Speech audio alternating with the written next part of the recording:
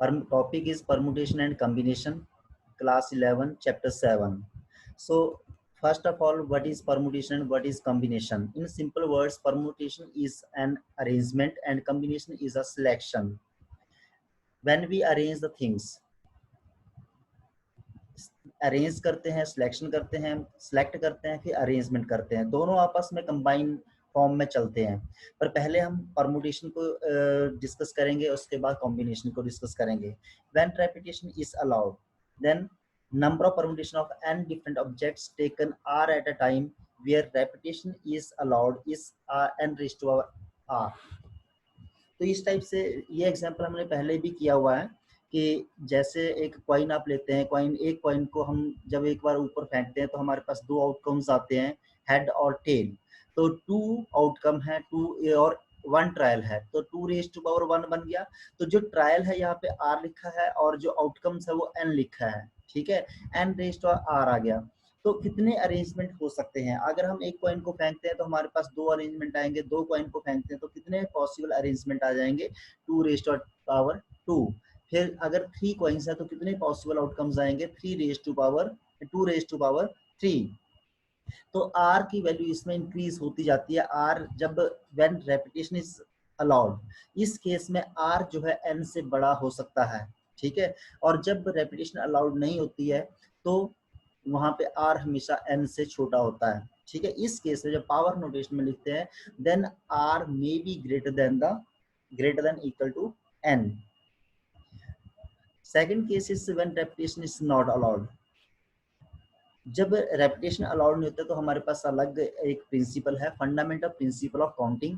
सारी परमुटेशन और कॉम्बिनेशन इसी प्रिंसिपल पे डिपेंड है, फंडामेंटल प्रिंसिपल ऑफ काउंटिंग। इस प्रिंसिपल को समझना बहुत जरूरी है कि यहाँ पे एक इसकी जो डेफिनेशन लिखी है ये से देखो, if an event can occur in m different ways following which another event can occur in n different ways, then the total number of occurrence of the events in the given order is m into n। इसका meaning है कि अगर कोई event है जो m different method से occur होती है और दूसरी इवेंट है जो उसको डिफरेंट कितने उसके अरेंजमेंट होते हैं, n डिफरेंट अरेंजमेंट्स होते हैं, तो टोटल नंबर ऑफ अरेंजमेंट्स कितने होंगे? m into n। ऐसे ही अगर इसका एक और इवेंट जुड़ जाती है जिसको that event can take p times to happen, तो उसमें p से इसको फिर आगे और मल्टीप्लाई करेंगे, ऐसे ही आगे से आगे चलता जाएगा। एक इवेंट जो m वेज से होती है, दूसरी n वेज से होती है, तीसरी p वेज से, फिर q r s t जितने मर्जी है, तो सब टोटल नंबर ऑफ वेज कितने बन जाएंगे? सबको मल्टीप्लाई करेंगे, that is the total number of veg. यहाँ पे एक एग्जांपल लेके, बहुत अच्छा एग्जांपल है, इसको लेके समझाया हुआ है। A person have 3 pants and 2 shirts. वो अब वो कितने तरीके से उन पैंट और शर्ट का चूज कर सकता है अपने वियर करने के लिए। तो the person can choose first pant and first shirt, the outcome become P1 S1। Person can choose first pant second shirt, P1 S2 ये आउटकम बनेगा, ठीक है। Next second pant first shirt, second pant and second shirt, ऐसे third pant के साथ first and second shirt. इस type से total possibilities कितनी बनी? 6। नंबर ऑफ पेंट कितनी थी? 3। अब वो 3 पेंट में से किसी भी पेंट को उठा सकता है, तो उसके पास टोटल परमुटेशंस, टोटल अरेंजमेंट्स, उसके पास कितने मेथड से उसको उठा सकता है उस पेंट को? There are 3। और 2 शर्ट्स है, 2 शर्ट्स में से कोई एक लेनी है, जो भी है उसके हाथ में आएगी। तो 2 मेथड से, 2 तरीके से वो शर्ट उठाएगा और 3 मेथड से वो पेंट को उठा सकता है, 3 वेज। तो टोटल नंबर ऑफ वेज कितने बन गए? 3 into 2 equal to 6। Total number of ways बन गए हमारे पास 6। ऐसे ही आगे नेक्स्ट एग्जांपल था, पर्सन हैव 2 बॉटल्स। नेक्स्ट 2 बॉटल्स है, 3 टिफिन बॉक्स है और 2 वाटर बॉटल्स है, यहाँ पे T3 आना है।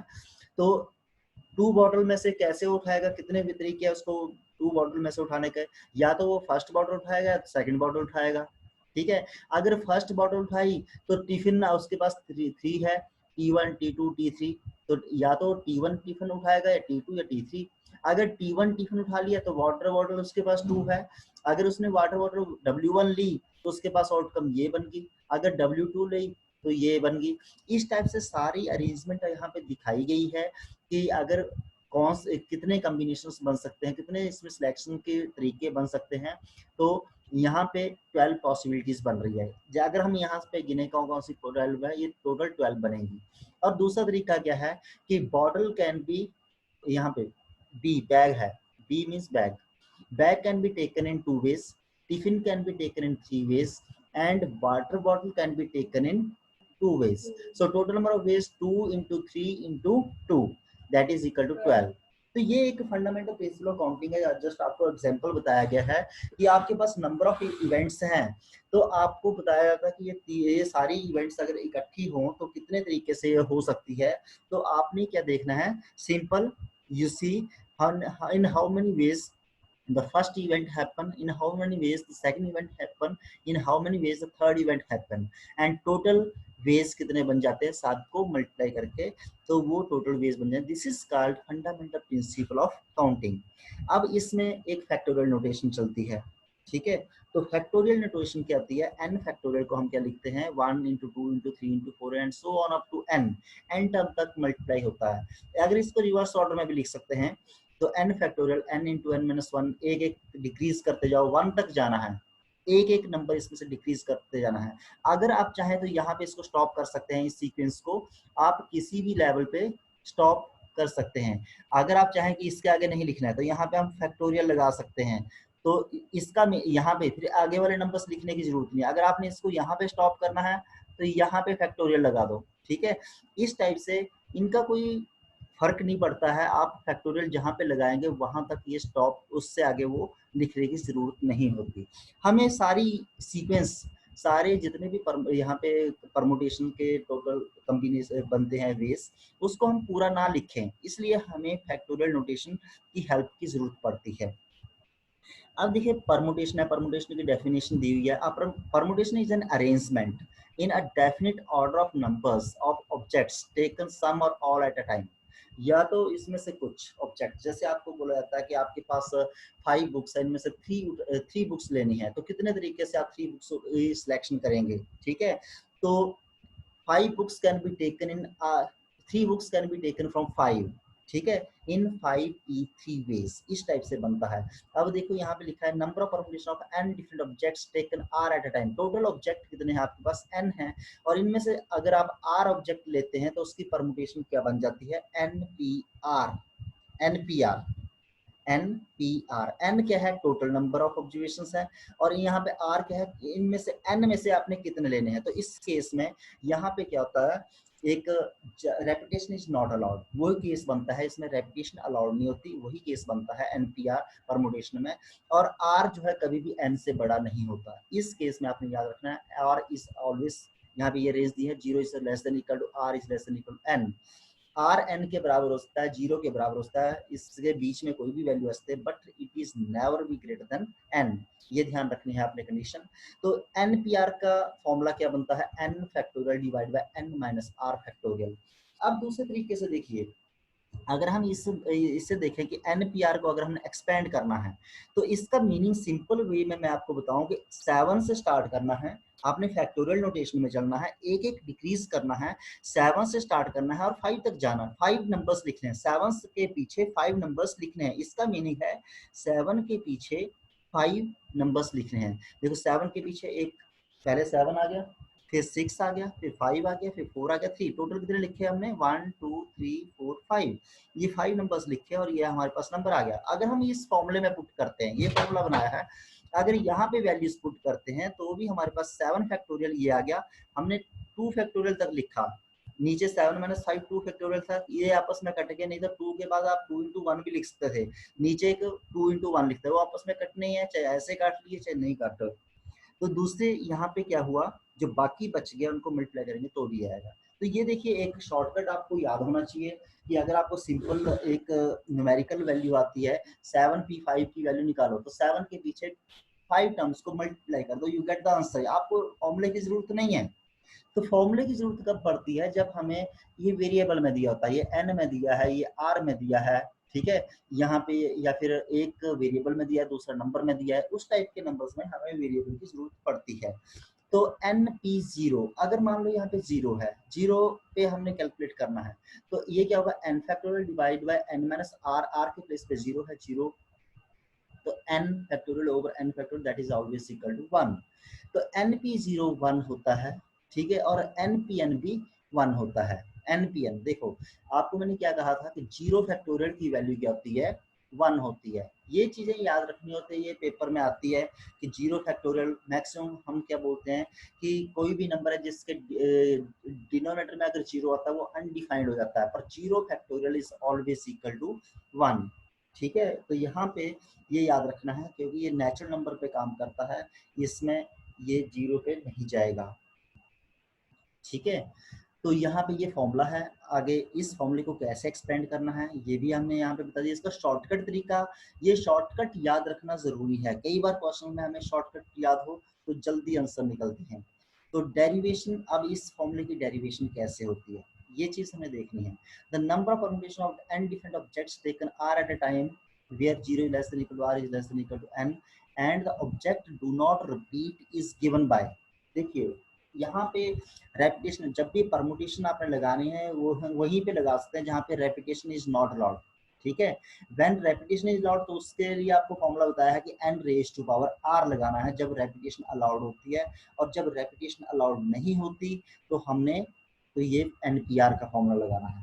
अब देखिए NPR को मैंने ऊपर जैसे ये एग्जांपल दिया, इस एग्जांपल के अकॉर्डिंग अगर हम चलें, 7 के पीछे हमने 5 टर्म्स लिखी, तो इसका मीनिंग क्या है, n से स्टार्ट करना है, r तक जाना है।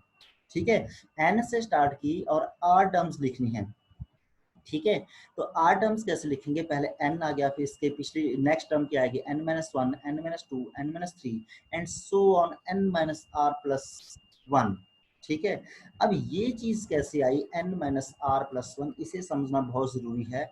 हम इसे एग्जांपल से समझेंगे। यहाँ पे मैंने आपको एग्जांपल दे दिया, n के पीछे r तक टर्म्स लिखनी है, तो हमें ना तो n का पता है ना r का पता है, पर हमने ये एक जनरल सी टर्म लिख दी। ये कैसे आई इसका पता करना है। 7p3 है, 7p3, 7 के पीछे 3 टर्म्स, 7 इंटू 6 इंटू 5 आ गया। ठीक है, 7 के पीछे 3 terms, if n equal to 7, यहाँ पे n के प्लेस पे क्या है, 7 है, और r के प्लेस पे 3 है। तो अगर हम इस फॉर्मूले में वैल्यू पुट करते हैं तो हमारे पास क्या बनता है, n-r+1, इसमें वैल्यू पुट कर दी, हमारे पास आ गया 5। तो हमने, हमारी लास्ट टर्म क्या है, इसमें भी 5 है, तो इसलिए हमने ये फॉर्मूला ऐसे बना है n-r+1। ठीक है, तो क्योंकि यहाँ पे जो फर्स्ट टर्म है r जो है यहाँ पे 0 से स्टार्ट होती है, इसलिए हमें +1 करना पड़ा। क्योंकि अगर हम बोले जो 5 है, 5 जो है किस टर्म में आएगा, अगर आप मान लो 10 से स्टार्ट करते तो 5 किस टर्म में आएगा, 6 में आएगा। क्यों, क्योंकि वो 0 से स्टार्ट करता है। पहली टर्म जो है n-0 है, n-0 एक टर्म हुई, n-1 दूसरी टर्म हुई, n-3 2 तीसरी टर्म हुई, ऐसे चलेगा। यहाँ पे 2 है, हम ये थर्ड टर्म है, और यहाँ पे क्या लिखा है 2 है, ये फोर्थ टर्म है, तो यहाँ पे क्या लिखा है 3 लिखा है। ठीक है, मींस अगर हम थर्ड टर्म बोल रहे हैं तो उससे 1 लेस आ रहा है यहाँ पे। अगर हम यहाँ पे ब्रैकेट लगाएं, ठीक है, r टर्म लेनी है, r टर्म लेनी है तो उसमें r-1 लिखना पड़ेगा, वही चीज है। तो यह अगर जैसे यहाँ पे देखो 8p3 लिखा है, तो ये 8 के पीछे 3 टर्म्स लिखी है, थर्ड टर्म हमारे पास क्या है 6 है। Here we have n equal to 8 and r equal to 3, तो n-r+1 ये कितना बन गया 6। तो हमारी लास्ट टर्म क्या है 6। तो लास्ट टर्म कैसे निकाली, इस टाइप से ये आपको पता लग जाना चाहिए, क्योंकि अगर ये 3 है यहाँ पे तो ये फोर्थ टर्म है। फोर्थ टर्म कैसे निकलती है, 4 में से 1 लेस किया, 4 में से 1 लेस किया। वैसे ही अगर हम यहाँ पे ब्रैकेट लगाएं तो r-1 होगा, तो वैसे ही rth टर्म लिखनी है लास्ट। ठीक है, तो r-1 ही आएगा। इस टाइप से आपने इसको समझना है। आगे क्या है, यह यहाँ पे एनपीआर की एक्सपेंशन होगी। हमें तो एनपीआर ऐसे लिखना है, आपने मैक्सिमम क्वेश्चन में एनपीआर ऐसे ही लगाना है। पर क्यों, क्योंकि इसमें बिना फॉर्मूले से हो रहा है, आपको हर तरीके से मेथड आना चाहिए। कई बार फॉर्मूला हम भूल जाते हैं, तो क्या करेंगे, बिना फॉर्मूले से भी उस चीज को एक्सपेंड किया जा सकता है। ये इसका विदाउट फॉर्मूला है कि n के पीछे r टर्म्स लिखने हैं, बस यही बात याद रखनी है। अब ये फॉर्मूला कैसे बना, हमने यही एक्सपेंशन लिखा। ठीक है, अब multiplying numerator and denominator by these terms, ये टर्म्स हमने क्यों ली ये भी देखिए। इससे अगली टर्म देखिए क्या आएगी, इसमें से 1 लेस करो तो क्या बनेगा n-r, 1 माइनस कर दिया तो क्या बन गया n-r, और इसमें से 1 माइनस करो तो आ गया, इसमें से 1 माइनस करो नेक्स्ट टर्म आएगी। और लास्ट में जो हमने फैक्टोरियल नोटेशन में इसको कन्वर्ट करना है। लास्ट में कहाँ तक लिख दिया, 1 तक लिख दिया, ठीक है। ये ऊपर वाली टर्म्स हमें समझ आ गई। तो नीचे वाली, ऊपर वाली सीक्वेंस देखो पूरी कंप्लीट होगी n से लेके 1 तक। ये क्या बन जाएगा, फैक्टोरियल नोटेशन में क्या बन जाएगा, n फैक्टोरियल बन जाएगा, ठीक है। ये सारा क्या बन जाएगा, n फैक्टोरियल। और इसका फैक्टोरियल हम यहाँ पे लगाते हैं, n माइनस r फैक्टोरियल। आपको मैंने पीछे भी कहा था कि आप फैक्टोरियल यहाँ पे भी लगा सकते हैं, यहाँ पे भी लगा सकते हैं, पर जहां पे भी आपने फैक्टोरियल लगाना है उसके आगे वाली सीक्वेंस को लिखने की जरूरत नहीं है। तो npr कितना बन गया, n factorial divide by n minus r factorial. Most of the cases आपको इस फॉर्मूले की जरूरत नहीं पड़ेगी, पर अगर आपको जरूरत पड़ती है तो आप लगा सकते हैं। आपको फॉर्मूला भी याद होना चाहिए, ठीक है। अगर आपको जनरल नंबर आता है, तो नंबर दिया हुआ है, आप नंबर से स्टार्ट करो। तो जैसे ऊपर दिया हुआ है कि अगर npr लिखा है, n के पीछे r टर्म्स लिख लो, np3 लिखा है, n के पीछे 3 टर्म्स लिखो, 8 यहाँ पे 8p3, 8 से स्टार्ट पीछे 3 टर्म्स लिख लो। इस टाइप से आप याद रखो, माइंड में सेट बना लो इसको। तो 2-3 क्वेश्चन आप प्रैक्टिस करके देखना, दोनों मेथड से आपको ये चीज समझ आ जाएगी।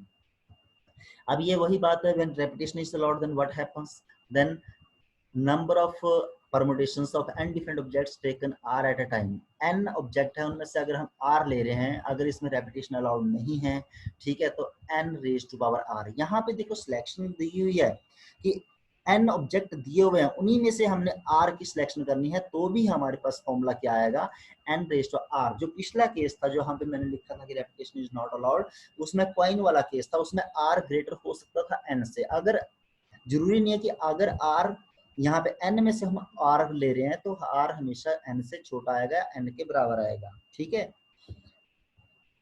क्लियर है। तो नेक्स्ट है when repetition is not allowed, जब रेपिटेशन अलाउड नहीं है, ठीक है। इसके भी आगे केसेस है, पीछे हमने npr किया वही बात है, पर यहाँ पे कंडीशन के साथ है। Permutations when all the objects are not distinct. अब देखिए रेपिटेशन तो अलाउड नहीं है, ठीक है, पर ऑब्जेक्ट जो है वो डिस्टिंक्ट नहीं है। जैसे आपको ऑब्जेक्ट क्या दे दिया, यहाँ पे एक मैं लिख के बता देता हूँ। फॉर एग्जाम्पल जैसे आपको यहाँ पे दे दिया Apple, A double P L E, Apple है, यहाँ पे P जो है 2 बार है, ठीक है। तो यहाँ पे डिस्टिंक्ट नहीं है, सभी ऑब्जेक्ट डिस्टिंक्ट नहीं है। अगर सारे ऑब्जेक्ट डिफरेंट है तो आप क्या लगाएंगे, NPR लगाएंगे, NPR जैसे होता है। अब यहाँ पे देखो 5 यहाँ पे 5 लेटर्स हैं, पांचों के पांचों यूज करने हैं, और पर यहाँ पे P जो है 2 बार है। तो यहाँ पे कुछ वर्ड्स जैसे एप्पल मैंने ऐसे लिख दिया, ठीक है, इसमें भी, इसमें और दूसरे अगर P है ने इधर लिख दिया, ये P इधर लिख दिया, तब भी वो सेम ही रहेगा, कोई फर्क नहीं पड़ेगा। तो उस टाइप के नंबर्स को हमने हटाना होता है। तो वो कैसे आएंगे, यहाँ पे देखिए number of permutation of n objects, n object है where p are of same kind and the rest are of different. p जो है सेम काइंड के है, यानी कि 2 ऑब्जेक्ट यहाँ पे सेम काइंड के हैं और बाकी जो है डिफरेंट है। तो उस टाइप की परमुटेशन को हम कैसे करेंगे, n फैक्टोरियल। टोटल ऑब्जेक्ट कितने हैं, टोटल नंबर ऑब्जर्वेशंस कितने हैं, n है, तो n फैक्टोरियल उनका अरेंजमेंट हो गया n फैक्टोरियल। और उसके बाद जब टू ऑब्जेक्ट, जो p ऑब्जेक्ट है वो सेम थे, जितने भी सेम होते हैं उनको हम उनसे हम डिवाइड कर देते हैं। जैसे ये एप्पल लिया हुआ, अगर इसका एग्जांपल लेना हो तो हम क्या करेंगे, 1 2 3 4 5 फैक्टोरियल डिवाइड बाय 2 फैक्टोरियल। अगर यहाँ पे देखो क्या होता है कि n ऑब्जेक्ट्स हैं और n के n सारे लेने हैं, आप इसे अगर दूसरे परमुटेशन में लिखेंगे तो npr आएगा, npn आएगा, npn। तो पीछे हमने इसको कैलकुलेट भी किया था, अगर आपने ध्यान दिया हो, n p n that is equal to n factorial. यहाँ पे आप बोलेंगे कि n, हमने फॉर्मूला तो कोई और पढ़ा और सर लिख रहे हैं यहाँ पे कुछ और, ठीक है। तो यहाँ पे नंबर ऑफ परमुटेशन कितना है, npn का मतलब क्या होता है, n फैक्टोरियल। ये पीछे हमने किया है npn, this is equal to n factorial. और इसको कितने से डिवाइड कर, जो रिपीट कर रहा है, जितने डिजिट आप बीच में रिपीट कर रहे हैं उनसे डिवाइड करना है। जैसे ये है, इसको हम क्या लिखेंगे, टोटल लेटर्स कितने हैं, 5 है, तो इसकी परमुटेशंस n 5p5 क्या बन जाएगा, 5 फैक्टोरियल और डिवाइड बाय 2 फैक्टोरियल। ऐसे डिवाइड कर देना है, इस टाइप से आएगा।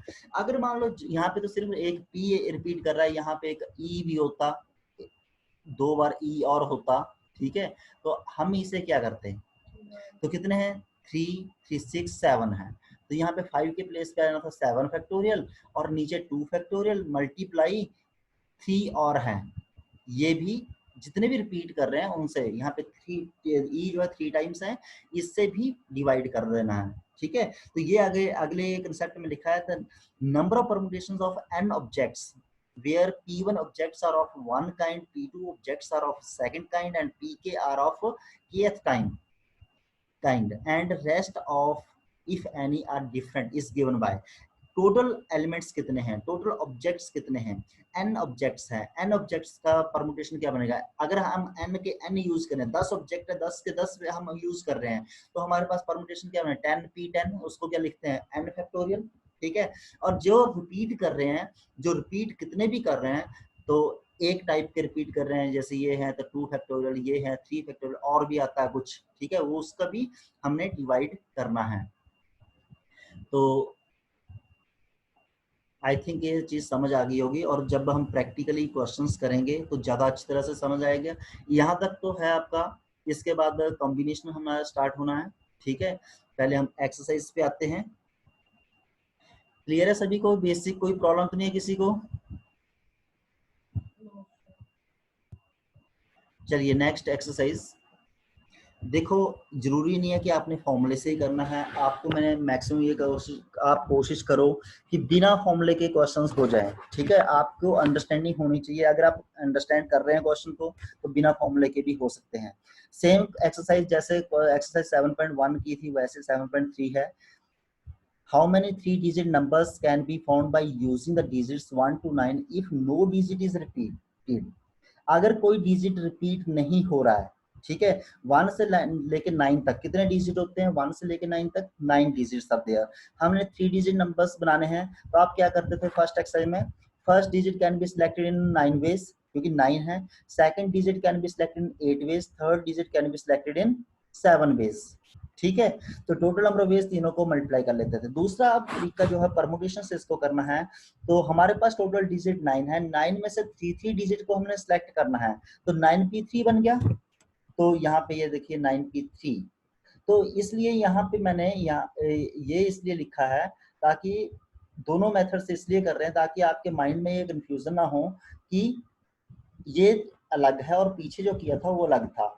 यहाँ पे देखिए 9p3, यहाँ पे आपने क्या लिखना है, टोटल डिजिट्स पहले लिखना है, टोटल डिजिट फ्रॉम 1 to 9, 9 लिख दिया, नंबर ऑफ 3 डिजिट नंबर्स 3, यानी कि total number of 3 digit number can be found from the 9p3, ये बन गया। यहाँ पे फॉर्मूला लगाओ, ये आ गया।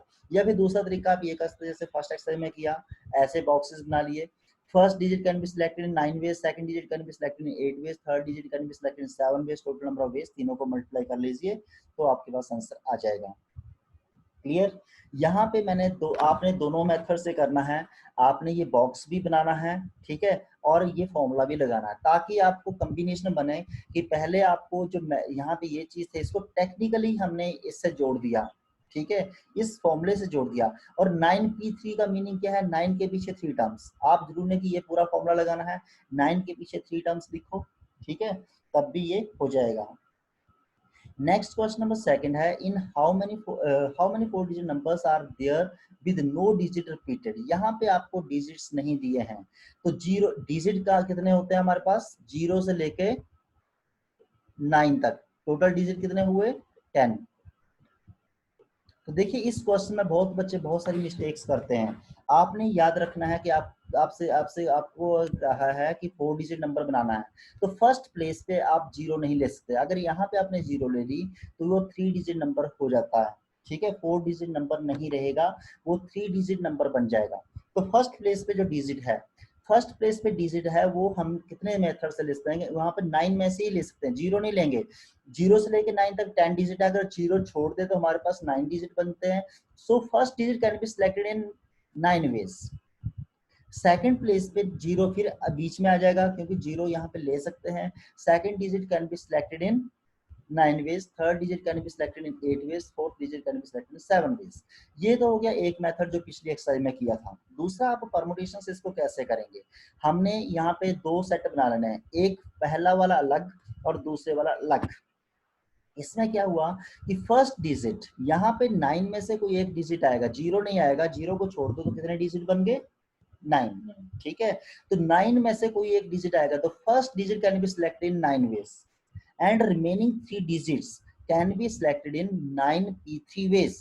क्योंकि एक डिजिट यहाँ पे सिलेक्ट कर लिया आपने, इसके बाद कितने रह गए आपके पास, टोटल 10 थे, एक सिलेक्ट हो गया यहाँ पे, टोटल अब रह गए 9, ठीक है। तो 9 रह गए, 9 में से 3 डिजिट्स लेके हमने अरेंजमेंट्स करना है नंबर्स का।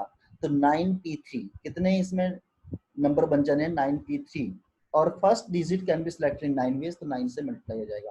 क्लियर है। तो बस ऐसे आपने ज्यादा कहानी नहीं लिखनी, आपके पास दो तरीके हैं।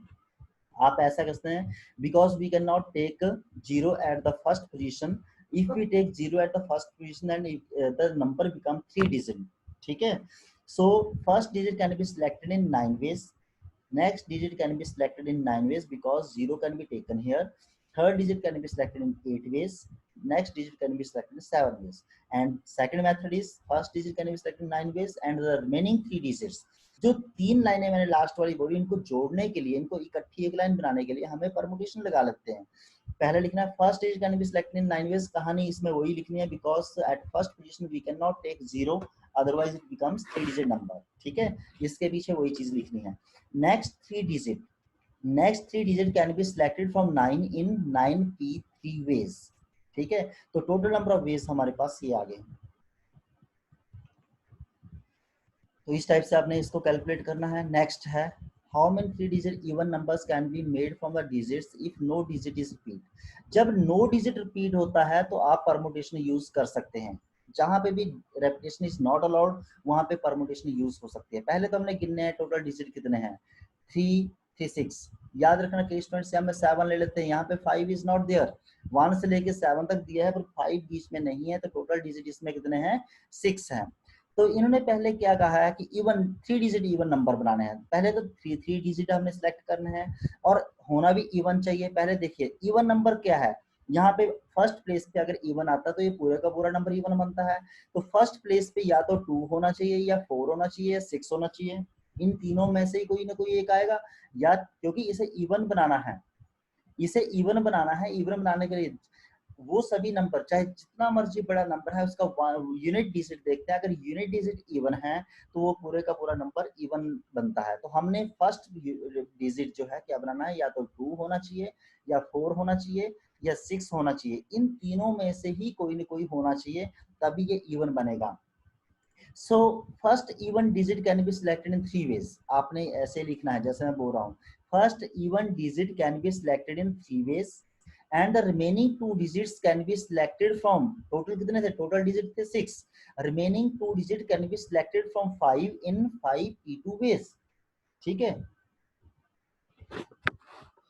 first even digit can be selected in 3 ways, ठीक है, and the remaining 2 digits can be selected from 5, कितने में से सिलेक्ट करना है, 5 में से सिलेक्ट करना है, कितने कितने लेने हैं, 2 डिजिट लेने हैं 5p2 वेज, और टोटल नंबर ऑफ वेज बन गया 5p2 into 3। पहले समझ आ गई बात। सबसे पहले लिखना है first even digit can be selected in 3 ways, remaining 2 digit can be selected from 5 in 5p2 ways. So total ways, total number of ways या total numbers even numbers 5p2 into 3। इसको सॉल्व करना है, 5p2 कैसे solve करेंगे, 5 into 4, बस इतना लिखना है, 5 into 4 into 3, बस यहाँ पे भी 5 into 4 into 3, 5 के पीछे 2 डिजिट लिखने हैं, ये बताया था ना मैंने, 5 के पीछे 2 डिजिट लिखने हैं, 5 into 4 हो गया। अगर आप इस फॉर्मूले से करते हैं तब भी देखो 5 into 4 वही आ गया, 20 आ गया। फिर इन्होंने लिखा कि नंबर ऑफ इवन नंबर 3 है तो 3 से मल्टीप्लाई करके 60, आपका आंसर सेम 60 आना है, चाहे जैसे मर्जी करो। नेक्स्ट है find the number of 4 digit numbers that can be found using the digits. ये डिजिट्स हमने यूज करने हैं if no digit is repeated, ठीक है। तो टोटल डिजिट कितने हैं इसमें 5 है, 4 digit can be selected from 5 in 5p4 ways, यहाँ पे ये दिया है 5p4 ways। कुछ नहीं लिखना, टोटल डिजिट लिखो, पहले 5 है तो आगे लिखना 4 digit number can be found from 5 digits in 5p4 ways, और ऐसे ये निकाल देना है 120। क्लियर है? अच्छा, एक चीज और पूछी हुई है इसमें और आगे यहाँ पे लिखा है how many of these will be even. इसमें से इवन कितने हैं? पहला देखो, फर्स्ट जब इवन की बात आती है तो आपने इवन गिन लेने कितने हैं। टोटल इवन डिजिट 2 है। First even digit can be selected in 2 ways. यहाँ पे even digit can be selected in 2 ways and remaining 3 digits can be selected from 5 in 5p3 ways. ठीक है, 5p3 आगे total number veg 5p3 into 2। जो total आगे पूछा है ना, 2 क्वेश्चन है ये कि इवन नंबर कितने बनेंगे, तो यहाँ पे नहीं 4 में से सिलेक्ट करना है। पहला इवन नंबर 2 आ गया, remaining 3 digit can be selected in from 4। Total 5 digit है तो 5 में से एक यहाँ पे सिलेक्ट हो गया है, तो 4 रह गए। 4 में से 3 सिलेक्ट करने हैं इन 4p3 वेज। 4p3 और इंटू 2 किया तो 48 आ गया। आपने 4p3 4 के पीछे 3 टर्म्स लिखने हैं, 4 इंटू 3 इंटू 2 लिखते हैं, ठीक है, और इंटू 2 आ जाएगा। तो ये क्वेश्चन कर लेते हैं एक, from a committee of 8 persons in how many ways can we choose a chairman and a vice chairman, assuming one person cannot hold more than one position। देखो टोटल पर्सन है 8, उनमें से 2 की सिलेक्शन करनी है। 2 persons can be selected from 8 in 8p2 ways। 8p2 ways अगर दूसरे तरीके से करना है, first person can be selected in 8 ways, second person can be selected in 7 ways। तो ये भी हो जाएगा। 5 क्वेश्चन इसके आज कर लेने हैं आपने। तो आज का टॉपिक यहीं पे स्टॉप करते हैं।